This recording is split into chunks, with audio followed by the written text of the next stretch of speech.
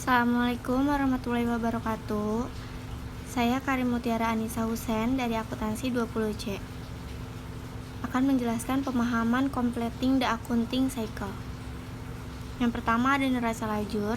Neraca lajur atau kertas kerja worksheet adalah sebuah laporan yang terdiri dari beberapa kolom yang berisi informasi data akuntansi yang akan digunakan dalam proses pembuatan laporan keuangan.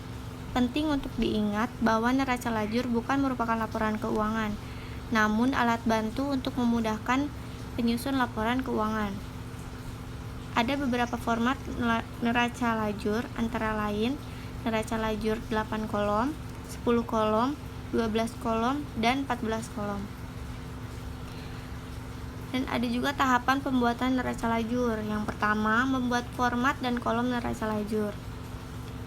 Biasanya dalam format kolom yang dibutuhkan dalam neraca lajur, yang pertama harus ditulis nama perusahaan, judul neraca lajur, dan periode pencatatan. Sedangkan kolom yang harus dibuat berjumlah total 7 kolom. 1 nama akun dan 6 untuk golongan lajur, seperti neraca saldo, penyesuaian, neraca saldo setelah penyesuaian, neraca, dan laba rugi. 6 golongan ini harus dibuat 2 sisi debit dan kreditnya. Yang kedua, memasukkan data dari neraca saldo dan jurnal penyesuaian. Mengisi kolom-kolom yang telah dibuat, mulai dari nama akun dan neraca saldo. Kolom ini diisi dengan memasukkan data dari neraca saldo yang memuat data saldo akhir setiap akun berdasarkan pencatatan buku besar. Yang kedua, untuk kolom penyesuaian, data dimasukkan dari jurnal penyesuaian yang telah dibuat sebelumnya secara terpisah. Selanjutnya ada menghitung saldo yang telah disesuaikan. Selanjutnya kita perlu menghitung saldo pada akun yang mengalami penyesuaian. Saldo yang telah dihitung dan disesuaikan kemudian diletakkan dalam kolom neraca saldo setelah penyesuaian. Isi saldo dalam kolom ini juga yang akan dipindahkan untuk mengisi kolom neraca tanpa melakukan perubahan apapun. Selanjutnya ada mengisi dan menghitung kolom laporan keuangan atau laba rugi dan posisi keuangan atau neraca. Data yang dimasukkan berasal dari kolom sebelumnya, yaitu neraca saldo setelah disesuaikan.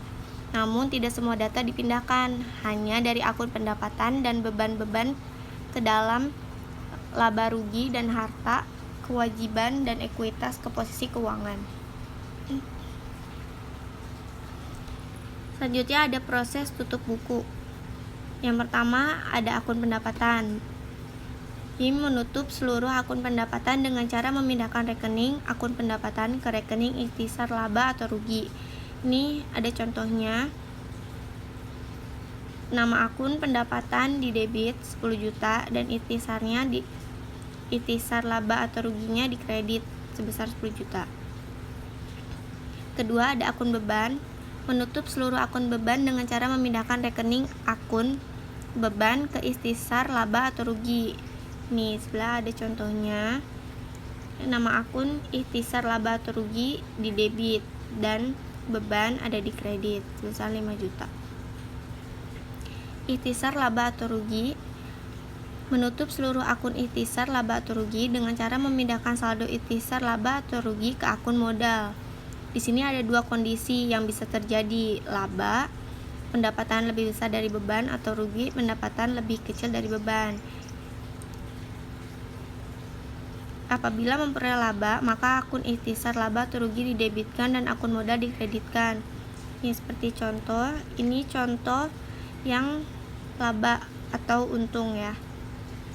Ikhtisar laba atau rugi ditaruh di debit sebesar 5 juta dan modalnya di kredit. Dan ini ada contoh apabila rugi, maka akun modal didebitkan dan ikhtisar laba atau rugi dikreditkan. Ini modalnya ditaruh di debit sebesar 5 juta dan ikhtisar laba atau ruginya di kredit. Dibalik. Ada juga akun prive. Menutup akun prive, penarikan modal oleh pemilik biasanya hanya terjadi pada perusahaan berskala kecil. Caranya dengan memindahkan akun prive ke akun modal. Seperti contohnya, nama akunnya modal ditaruh di debit sebesar 13 juta dan prive di kredit sebesar 13 juta. Selanjutnya ada menyusun neraca saldo setelah penutupan. Tujuannya dibuat neraca saldo setelah penutupan adalah untuk memastikan bahwa jumlah saldo buku besar seimbang atau balance sebelum melanjutkan ke pencatatan data akuntansi yang selanjutnya. Bentuk neraca saldo setelah penutupan adalah sebagai berikut. Yang pertama, nama perusahaan. Yang kedua, ada judul neraca saldo setelah penutupan. Yang ketiga, tanggal periode pembuatan. Langkah selanjutnya adalah membuat kolom sebanyak 4 kolom diantaranya. Kolom 1, kode akun atau nomor akun. Kolom yang kedua, nama akun atau keterangan akun. Kolom yang ketiga, kolom debit. Kolom yang keempat, kolom kredit. Ini saya ada contoh soal transaksi di bulan Maret. Misalnya tanggal 1 Maret, Tuan Sanjaya mendirikan dealer mobil dengan menyetor uang pribadinya ke kas perusahaan sebesar 45 juta. Dan di tanggal 6 Maret, dealer Sanjaya membeli perlengkapan dealer sebesar 7 juta secara tunai.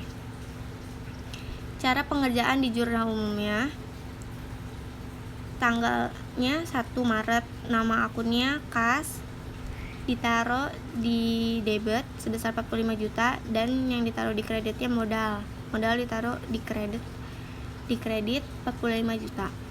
Dan tanggal 6 Maretnya nama akunnya perlengkapan ditaruh di debit sebesar 7 juta dan yang di kreditnya adalah kas sebesar 7 juta.